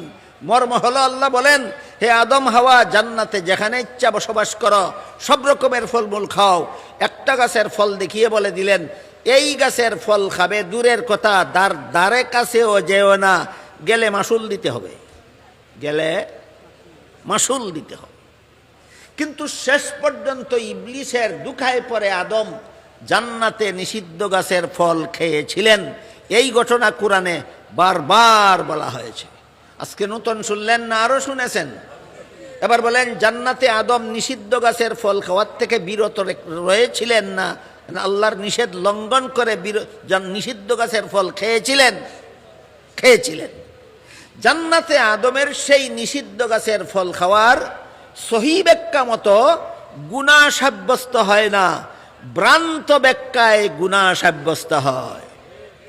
জান্নাতে আদমের নিষিদ্ধ গাছের ফল খাওয়ার সহি ব্যাখ্যা করলে গুনাহ সাব্যস্ত হয় না, ভ্রান্ত ব্যাখ্যা করলে গুনাহ সাব্যস্ত হয়। এবার বলুন, বাংলাদেশে এমন হাজার হাজার মুসলমান আছে কিনা যারা আদমে জান্নাতে নিষিদ্ধ গাছের ফল খেয়ে গুনাহ করেছিলেন বিশ্বাস করে? হাজার হাজার। আপনাদের মধ্যে কেউ না থাকতে পারে, আমার জানা মতে বাংলাদেশে হাজার হাজার মুসলমান আছে যারা বিশ্বাস করে নিষিদ্ধ গাছের ফল খেয়ে আদম গুনাহ করেছিলেন। এটা ইসলামের নামে ভ্রান্ত মতবাদ, সরাসরি কোরআন বিরোধী নয়, কোরআনের অপব্যাখ্যামূলক। এই ভ্রান্ত মতবাদটা সরাসরি কোরআন বিরোধী না কোরআনের অপব্যাখ্যামূলক? কোরআনের এই অপব্যাখ্যা যারা আদমকে অথবা বিভিন্ন নবীগণের জীবনের বিভিন্ন ঘটনাকে বিভিন্ন ব্যাখ্যার মাধ্যমে গুনাহগার সাব্যস্ত করে, নবীগণকে গুনাহগার সাব্যস্ত করার ভ্রান্ত মতবাদ বাংলার এই লক্ষ লক্ষ নামধারী মুসলমান পেল কোথায়? ঠিকানাটা বলবো যদি আপনারা শুনেন। পেল কোথায়? এই কোরআনের অপব্যাখ্যা পাইল কোথায়? বাংলাদেশের স্বাধীনতা লগ্ন থেকে খ্রিস্টানদের একটা সংগঠন আজ পর্যন্ত বাংলাদেশের মুসলমানদের মধ্যে খ্রিস্ট ধর্ম প্রচারের কাজ করে যাচ্ছে। সংগঠনটার নাম হলো খ্রিস্টান মিশনারি বাংলাদেশ। এদের ধর্ম প্রচারের জন্য বাংলা ভাষায় যত বই পুস্তক প্রকাশ করেছে, তার মধ্যে তাদের প্রকাশিত একটা বইয়ের নাম আছে কোরআনের আলোকে বেহেশতে যাওয়ার পথ। শয়তানেরা এমন শব্দ দিয়া বইয়ের নাম দিছে যে শব্দগুলি দেখলে কোনো মুসলমান কল্পনাও করতে পারবে না যে বইটা খ্রিস্টানদের লেখা। কোরআনের আলোকে বেহেশতে যাওয়ার পথ। বলুন, কোনো আলেমের লেখা না কোনো মুসলমানের লেখা না খ্রিস্টানদের লেখা? খ্রিস্টানদের লেখা। সেই বইয়ে খ্রিস্টানেরা লিখেছে প্রথম নবী আদম প্রথম গুনাহগার। কি ছিল আদমের গুনাহ? লেখে জান্নাতে নিষিদ্ধ গাছের ফল খাওয়া ছিল আদমের গুনাহ। 2 নম্বর কথা সেই বইয়ে খ্রিস্টানেরা লিখেছে এই গুনাহগার আদমের বংশে পরবর্তীতে যত নবী জন্মগ্রহণ করেছেন সমস্ত নবী জন্মগত গুনাহগার। কি ছিল অন্যান্য নবীর গুনাহ? গুনাহগার আদমের ঘরে জন্ম হওয়াটাই ছিল অন্যান্য নবীর গুনাহ। তারপরে সেই বইয়ে 3 নম্বর কথাটা লেখে শেষ পর্যন্ত আল্লাহ একজন নবীকে বেগুনাহ বানাবার জন্য গুনাহগার আদমের বংশে জন্ম না দিয়ে আল্লাহ নিজের ঔরসে জন্ম দিলেন। ইনি হলেন হযরত ঈসা আলাইহিস সালাম। একমাত্র ঈসা নবী বেগুনাহ হয়েছেন আল্লাহর ঘরে জন্ম হওয়ার কারণে। একটু আগে বলেছি ইসলাম ছাড়া আর সমস্ত ধর্ম বাতিল। দুনিয়াতে যত ইসলাম ছাড়া যত প্রসিদ্ধ ধর্ম আছে এর মধ্যে একটা প্রসিদ্ধ ধর্মের নাম হইল খ্রিস্ট ধর্ম। খ্রিস্ট ধর্মের একটা প্রসিদ্ধ ধর্ম খ্রিস্ট ধর্ম। খ্রিস্ট ধর্মের 1 নম্বর মতবাদ আদম জান্নাতে নিষিদ্ধ গাছের ফল খেয়ে গুনাহগার হয়েছেন। 2 নম্বর মতবাদ এই গুনাহগার আদমের বংশে যত নবী জন্ম হয়েছেন সমস্ত নবী জন্মগত গুনাহগার। বলুন তো, জন্ম হওয়াটা কারো গুনাহ হতে পারে? তাহলে এমন মতবাদ কোনো ধর্মের কথা হতে পারে না? ধর্মের নামে গাঞ্জাখুরি। এই ধর্মের নামে গাঞ্জাখুরি কথা সবগুলি ধর্মে আছে। এই জন্য আল্লাহ বলেন ইসলাম ছাড়া আর কোনো ধর্ম আমার কাছে গ্রহণযোগ্য নয়। এবার আমরা বোঝার চেষ্টা করি, জান্নাতে আদমের নিষিদ্ধ গাছের ফল খাওয়ার কারণে আদমকে গুনাহগার মনে করা মুসলমানি মতবাদ না খ্রিস্টানি মতবাদ? সুতরাং মুসলমান সমাজে যারা এই মতবাদ প্রচার করে বেড়ায় এরা নিঃসন্দেহে খ্রিস্টানের দালাল। কার দালাল? এটা মুসলমানের আকীদা না, এটা খ্রিস্টানদের আকীদা। জান্নাতে নিষিদ্ধ গাছের ফল খেয়ে আদম গুনাহগার হয়েছেন, এটা মুসলমানি আকীদা না, এটা খ্রিস্টানি আকীদা। মুসলমানদের মধ্যে যারা এই আকীদা গ্রহণ করেছে তারা নিষিদ্ধ গাছের ফল খাওয়াকে ভ্রান্ত ব্যাখ্যা করে। কি কেমন ব্যাখ্যা? ভ্রান্ত ব্যাখ্যা। এবার শুনুন তাদের ভ্রান্ত ব্যাখ্যাটার বিবরণ, তারপরে বলবো শুদ্ধ ব্যাখ্যা কোনটা। তাদের ভ্রান্ত ব্যাখ্যা হলো আল্লাহর আদেশ নিষেধ লঙ্ঘন করলেই গুনাহ হয়। আর আদম যে লঙ্ঘন করেছেন সে কথা তো কোরআনেই আছে। সুতরাং কোরআনের দ্বারাই প্রমাণিত আদম গুনাহগার। এটা ভ্রান্ত ব্যাখ্যা। এই ব্যাখ্যা যারা করে যে আল্লাহর আদেশ নিষেধ লঙ্ঘন করলেই গুনাহ হয় আর আদম যে লঙ্ঘন করেছেন তা তো কোরআনেই আছে, সুতরাং কোরআনের দ্বারাই সাব্যস্ত হলো আদম গুনাহগার, এটা কোরআনের বিশুদ্ধ ব্যাখ্যা নয়, এটা কোরআনের ভ্রান্ত ব্যাখ্যা। এবার বুঝে থাকলে বলুন, যারাই যে কোনো নবীকে গুনাহগার সাব্যস্ত করে কোরআনের সহি ব্যাখ্যার দ্বারা না ভ্রান্ত ব্যাখ্যার দ্বারা? এবার আমরা বুঝার চেষ্টা করি, তাহলে জান্নাতে আদমের নিষিদ্ধ গাছের ফল খাওয়ার সহি ব্যাখ্যা কোনটা? আহলে সুন্নাত ওয়াল জামাতের মুফাসসিরিন কেরাম যারাই তাফসীরের কিতাব লিখেছেন সবাই বিশুদ্ধ ব্যাখ্যা ওইখানে এই তাফসীরের কিতাবগুলিতে লিখেছেন। ফাঁকে একটা কথা সতর্কতামূলকভাবে একটা কথা বলি, আহলে সুন্নাত ওয়াল জামাত বলতে আপনারা এই সমাজের ভণ্ড সুন্নিদের বুঝবেন না। সমাজে একদল ভণ্ড সুন্নি আছে, এরা আসলেই সুন্নি নয়, বেদাতি। আসলেই খুদা নয়, তবুও খুদা দাবি করে, তার নাম ভণ্ড খুদা। আসলেই নবী নয়, তারপরও নবী দাবি করে, তার নাম ভণ্ড নবী। আসলেই সুন্নি নয়, তারপরও সুন্নি দাবি করে, তার নাম ভণ্ড সুন্নি। তিন দলের পরিচয় আগে ঠিক হোক। ভণ্ড খুদা কারে কয়? আসলেই খুদা নয়, তবুও বলে খুদা, তার নাম ভণ্ড খুদা। এমন একটা ভণ্ড খুদার নাম বলুন।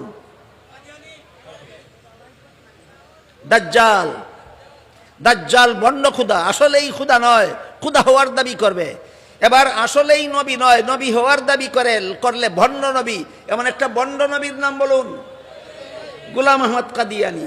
আসলেই সুন্নি নয়, সুন্নি হওয়ার দাবি করে, ভণ্ড সুন্নি। এদের পরিচয় হলো বেদাতি। বেদাতিরা সুন্নি নয়, ভণ্ড সুন্নি। কাজে আহলে সুন্নাত ওয়াল জামাত বলতে আপনারা ভণ্ড সুন্নি বুঝবেন না।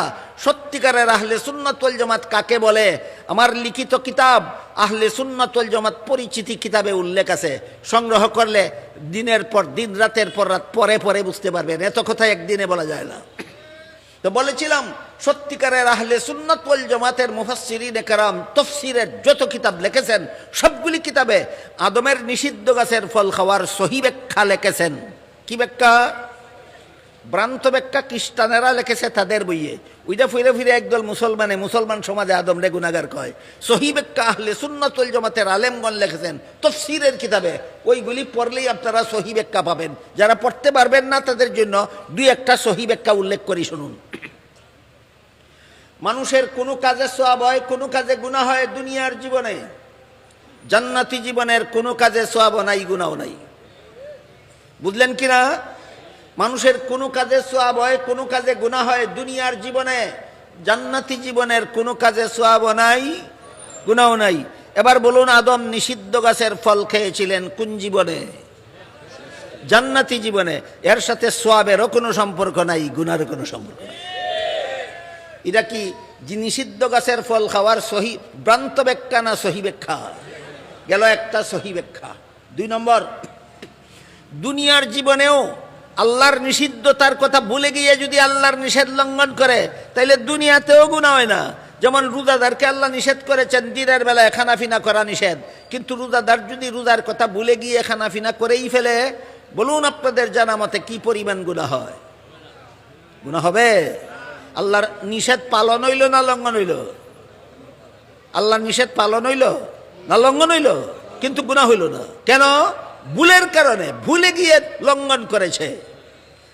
তাহলে তুমি যেমন ভাবে আল্লাহর নিষেধ লঙ্ঘন করে ভুলে গিয়ে লঙ্ঘন করেছ, এই কোরআনে গুনাহ হয়নি। আল্লাহ কোরআনে বলেন নাসিয়া আদম, আদমও ভুলে গিয়ে নিষিদ্ধ গাছের ফল খেয়েছে। তুমি বুইল্লা খাইলে গুনাহ হয় না। আর তোমার বাপের বাপের বাপের বাপ 14 গোষ্ঠীর বাপে বুইল্লা খাইলে গুনাহ হয়। তুই বেটা কোরআন শিখছস কার কাছে আর নবী চিনছস কার কাছে? বুঝে থাকলে এবার বলুন, কোন নবীকে গুনাহগার মনে করা ইসলামের বিশুদ্ধ মতবাদ না, ইসলামের নামে ভ্রান্ত মতবাদ। আল্লাহ সূরার 13 নম্বর আয়াতে আকিমুদ্দিন বলে সতর্ক করে দিয়েছেন, সাবধান, ইসলামের নামে ভ্রান্ত মতবাদ পোষণ করলে তোমার এই নামদারি ইসলাম তোমাকে জাহান্নাম থেকে রক্ষা করতে পারবে না। নবীগণকে গুনাহগার মনে করলে খ্রিস্টানদের সাথে জাহান্নামে যেতে হবে।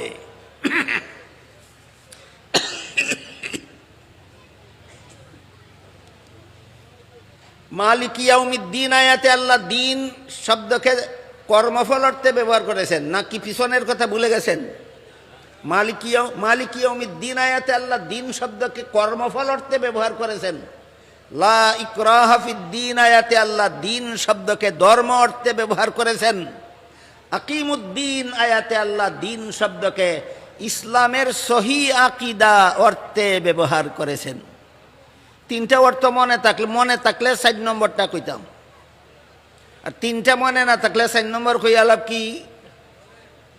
বলেন তো, মালিক ইয়াউমিদ্দিন আয়াতে দিন অর্থ কি? কর্মফল। লা ইকরাহা ফিদ্দিন আয়াতে দিন অর্থ ধর্ম।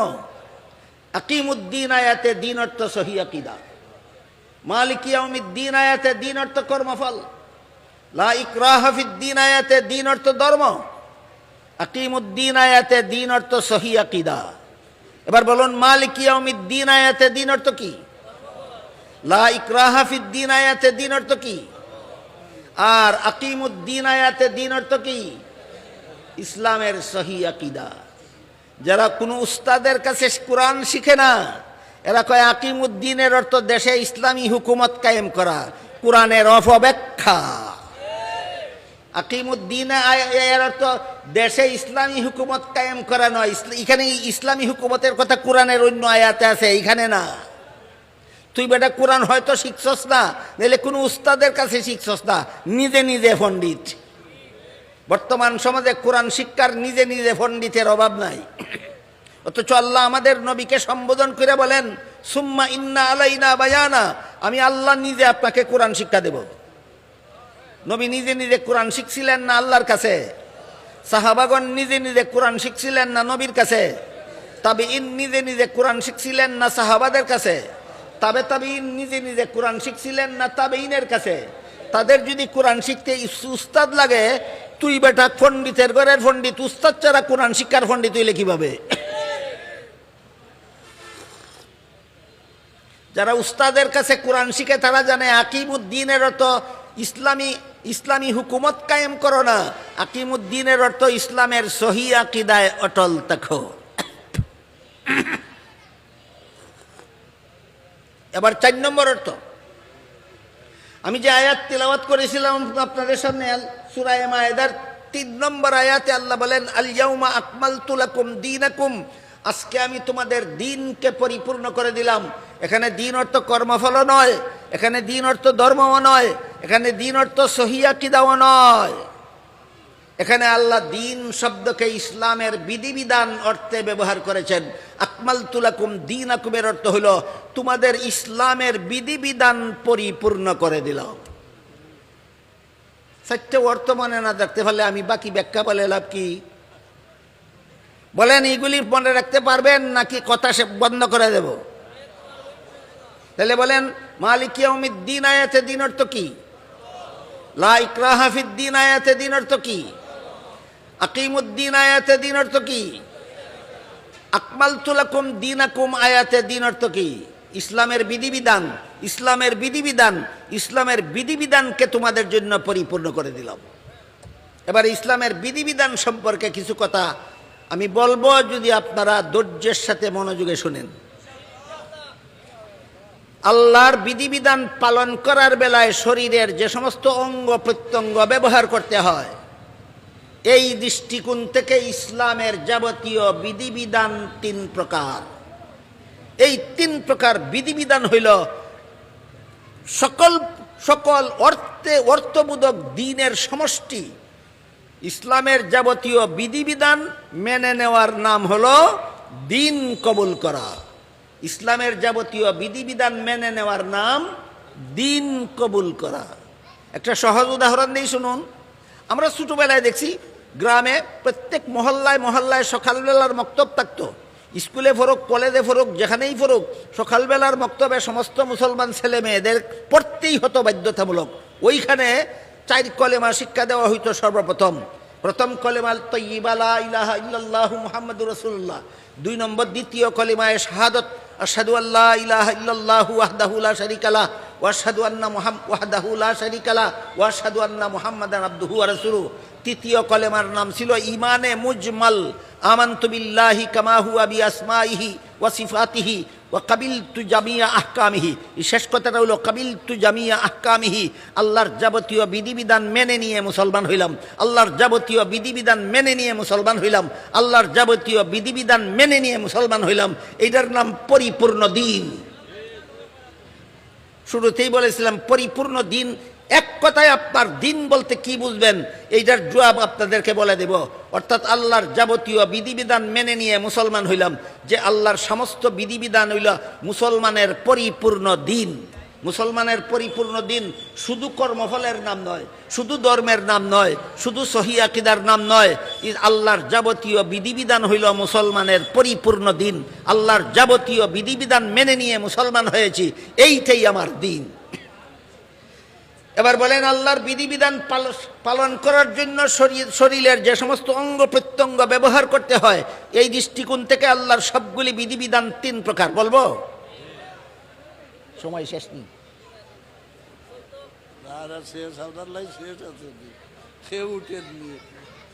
আপনারা যদি বলেন আর কিছুক্ষণ ধৈর্য ধরে শুনবেন, তাইলে বলি। আকমালতু লাকুম দীনাকুম আয়াতে দিন অর্থ ইসলামের বিধিবিধান।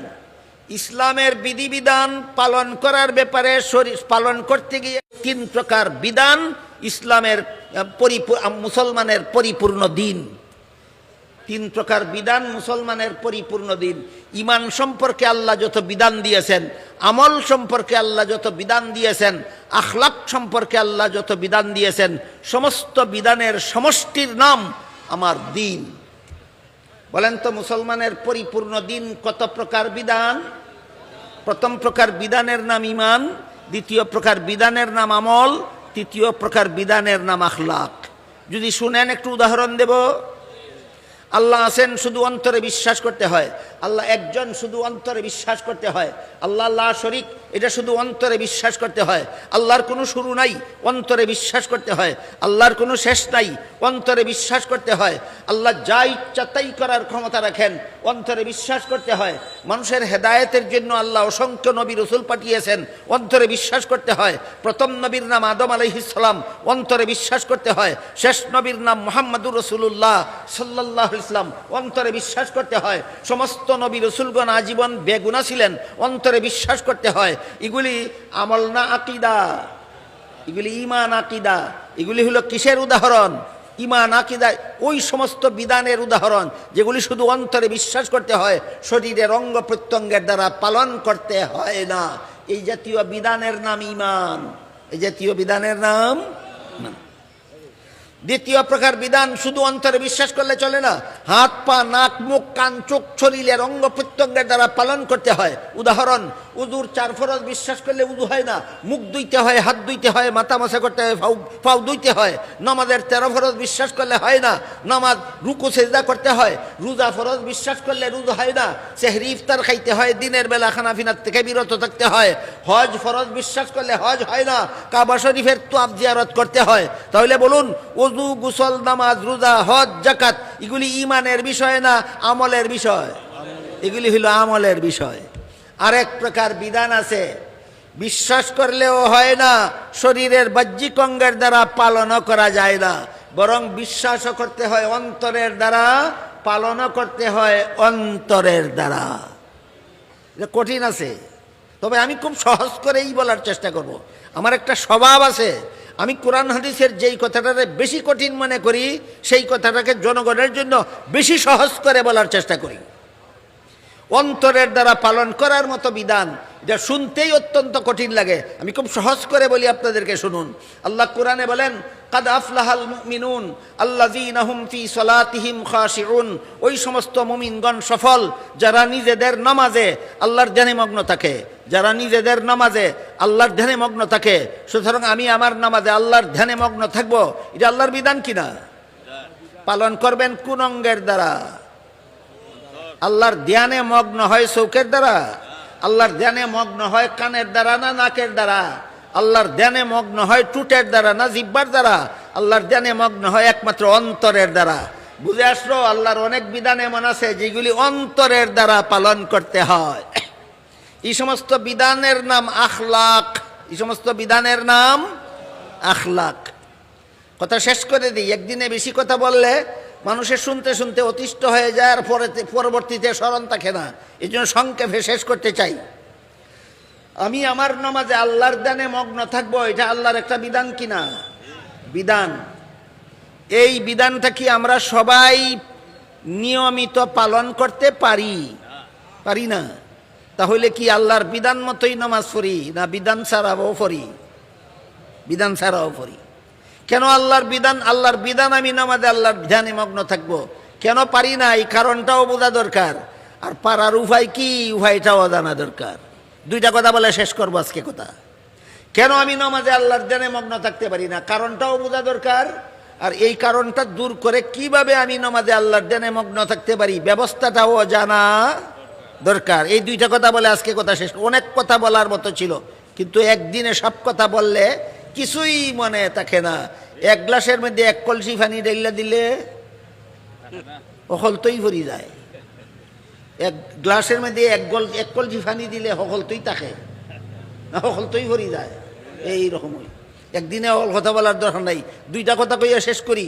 আমি আল্লাহর বিধান, আমি যেন নামাজে আল্লাহর ধ্যানে মগ্ন থাকি, আমি পারি না কেন? এটা হলো একটা কথা, জানার দরকার নাই। আমি পারি না কেন? 2 নম্বর, পারার উপায় কি? প্রথম বোঝার চেষ্টা করি, পারি না কেন। হাদিস শরীফে রাসূল করিম সাল্লাল্লাহু আলাইহি ওয়াসাল্লাম বলেন, শয়তানের একদল স্পেশাল বাহিনী আছে, এদেরকে কোনো বেনামাজির কাছে পাঠায় না। বেনামাজির কাছে স্পেশাল বাহিনী পাঠানি লাগে না, অর্ডিনারি বাহিনী পাঠাইলেই যথেষ্ট। বুঝি দেখলে হুকা যাব হল শয়তানির স্পেশাল বাহিনী বেনামাজির কাছে পাঠায় না নমাজির কাছে? এদের ডিউটি হইল কোনো মুসলমান নমাজি যখনই নমাজ শুরু করে দেয় তখন থেকে সালাম ফিরাবার আগ পর্যন্ত তার অন্তরে শুধু ঢালতে থাকে একটা কথা, উজকুর কাজা, উজকুর কাজা, উজকুর কাজা। সংসারের অমুক কথা স্মরণ করো, অমুক কথা স্মরণ করো, তমুক কথা স্মরণ করো। সালাম ফিরাবার আগ পর্যন্ত সংসারের হাজার কথা শয়তানের স্পেশাল বাহিনী মুসল্লির অন্তরে ঢেলে দেয়। আমার অন্তরেও ঢালে, আপনাদের অন্তরেও ঢালে।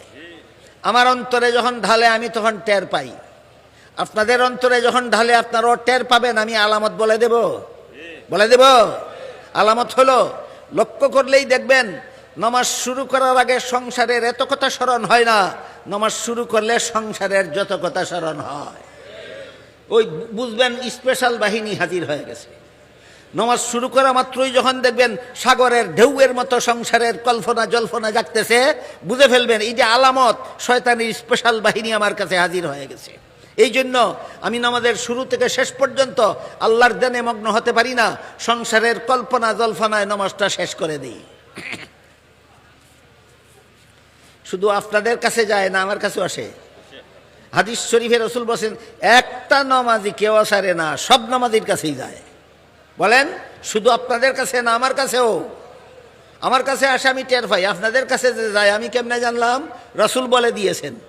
আপনাদের কাছে যে যায় আমি কেমনে জানলাম? রাসূল বলে দিয়েছেন। নমাজি নমাজ শুরু কর, যে কোনো নমাজি নমাজ শুরু করা মাত্রই শয়তানের স্পেশাল বাহিনী তার কাছে যায়, শুধু সংসারের কল্পনা জল্পনা অন্তরে জাগাইয়া দেওয়ার জন্য। কেন? নমাজ পড়েও যেন নমাজের ফসল থেকে বঞ্চিত থাকে, নমাজ পড়েও যেন নমাজের ফসল থেকে বঞ্চিত থাকে। শয়তানের এই বাহিনীকে বিতাড়িত করার জন্য আর নমাজে আল্লাহর ধ্যানে মগ্ন হওয়ার জন্য ট্রেনিং লাগে। কি লাগে? ট্রেনিং লাগে। ট্রেনিংকে বাংলায় কি বলে? প্রশিক্ষণ। প্রশিক্ষণ, প্রশিক্ষণের দরকার হয়, ট্রেনিংয়ের দরকার হয়। আরবিতে বলে তদ্রিব, তদ্রিবের দরকার হয়। ট্রেনিং ছাড়া যেমনভাবে কোনো মানুষ টেইলার হতে পারে না, ট্রেনিং ছাড়া ইঞ্জিনিয়ার হতে পারে না, ট্রেনিং ছাড়া ডাক্তার হতে পারে না, ট্রেনিং ছাড়া বাবুর্চিও হতে পারে না। বলেন তো, যেই ব্যক্তি রান্নার ট্রেনিং লইছে না, তারে তরকারি রাঁধতে দিলে কি দশাটা কি হবে?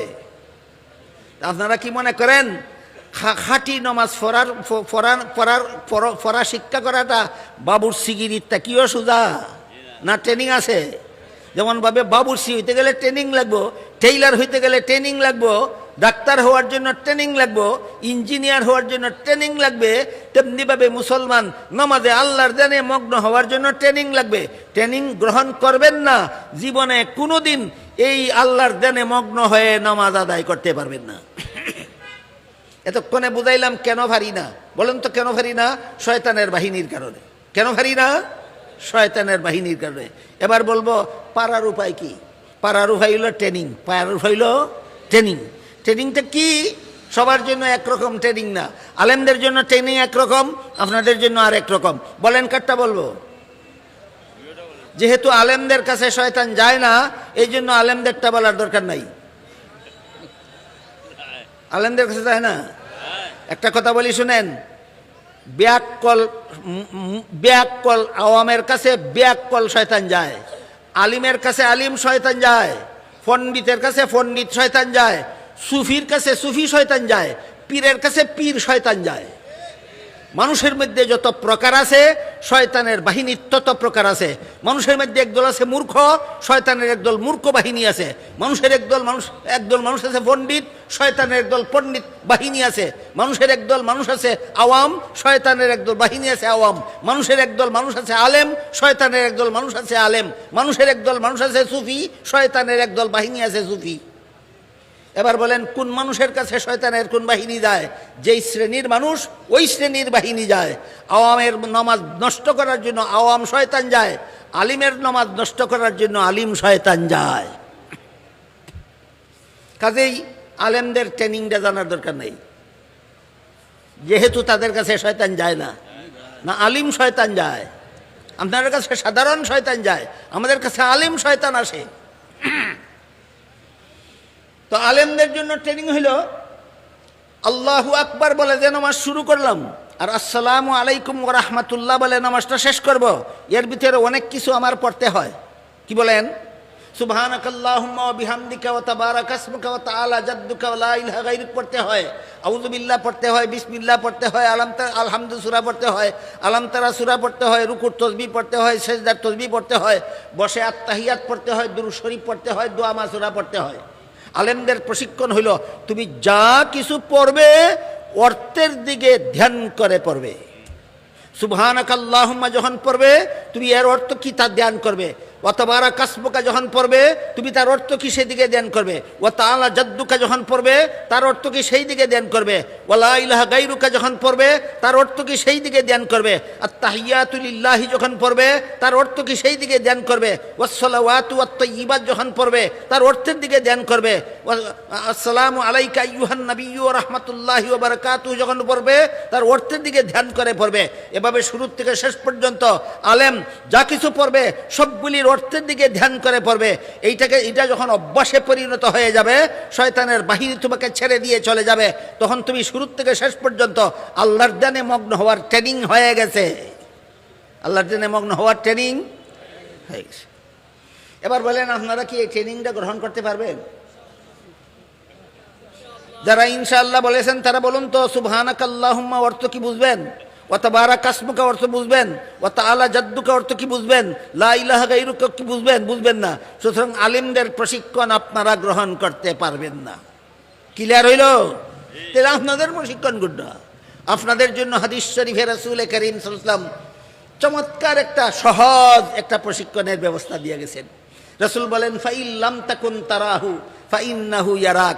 তুমি যদিও আল্লাহকে না দেখো আল্লাহ তোমাকে দেখেন। তুমি যদিও আল্লাহকে না দেখো আল্লাহ তোমাকে দেখেন। সুতরাং যারা আলেম নয় তাদের নমাজে আল্লাহর ধ্যানে মগ্ন থাকার ট্রেনিং হইল যখনই দেখবে মন চলে গেছে সংসারের কল্পনায় তখনই ধ্যান করবে আল্লাহ আমাকে দেখে। যখন লক্ষ্য করবে মন চলে গেছে সংসারের কল্পনায় তখনই ধ্যান করবে আল্লাহ আমাকে দেখে। এই ধ্যানটাকে যখন তুমি অভ্যাসে পরিণত করবে শয়তানের বাহিনী তোমাকে ছেড়ে দিয়ে চলে যাবে। পরের দিন থেকে নমাজের শুরু থেকে শেষ পর্যন্ত তুমি আল্লাহর ধ্যানে মগ্ন হয়ে নামাজ আদায় করবে। এবার বুঝা থাকলে বলুন আল্লাহর কিছু বিধান আছে কিনা অন্তরের দ্বারা পালন করতে হয়। নমাজে পড়ার মতো সবগুলি আলফাজ অর্থের দিকে লক্ষ্য রাখতে হয়, সুখের দ্বারা না অন্তরের দ্বারা। নমাজের শুরু থেকে শেষ পর্যন্ত আল্লাহ আমাকে দেখে এই ধ্যান করতে হয় কিসের দ্বারা? অন্তরের দ্বারা। সুতরাং আল্লাহর যেসব বিধান অন্তরের দ্বারা পালন করতে হয় এগুলির নাম আখলাক, অন্তরের দ্বারা বিশ্বাস্য বিধানগুলির নাম ঈমান, অঙ্গের দ্বারা পালনীয় বিধানগুলির নাম আমল, অন্তরের দ্বারা পালনীয় বিধানগুলির নাম আখলাক। ঈমান, আমল, আখলাক তিন প্রকার বিধিবিধানের মাধ্যমে আল্লাহ বলেন আকমালতু লাকুম দীনাকুম, আজকে তোমাদের ইসলামের বিধিবিধান আমি পরিপূর্ণ করে দিলাম। সুতরাং একজন মুসলমানের পরিপূর্ণ দিন বলতে কি বোঝায়? তিন জিনিস বোঝায়, ঈমান, আমল, আখলাক। একজন মুসলমানের পরিপূর্ণ দিন তিন জিনিসের নাম, ঈমান, আমল, আখলাক। ঈমান নষ্ট, আমলের দাম নাই, আখলাকের দাম নাই। সুতরাং আগে ঈমান সংশোধন করো, তারপরে আমল সংশোধন করো, তারপরে আখলাক সংশোধন করো, তুমি পরিপূর্ণ ঈমানদার। আল্লাহ আপনাদের আমাদের সবাইকে পরিপূর্ণ ঈমানদার হওয়ার তৌফিক দান করুন।